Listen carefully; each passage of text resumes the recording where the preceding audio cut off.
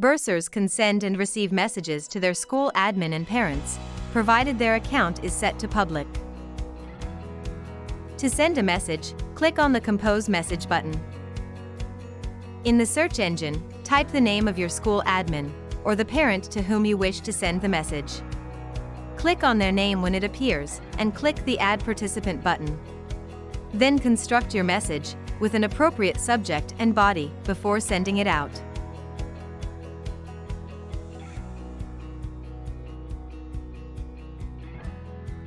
Switch to the Sent tab on your inbox to view messages you sent.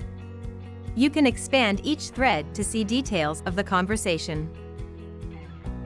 When a Bursar's account is set to private by your school admin, they cannot send or receive messages from parents. However, they can receive and reply to messages from their school admin.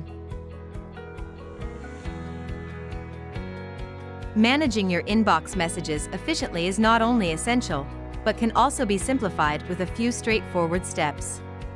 Simply click on the message to expand it. Then look for the reply button located below the message. Clicking on this button allows you to compose your response effortlessly.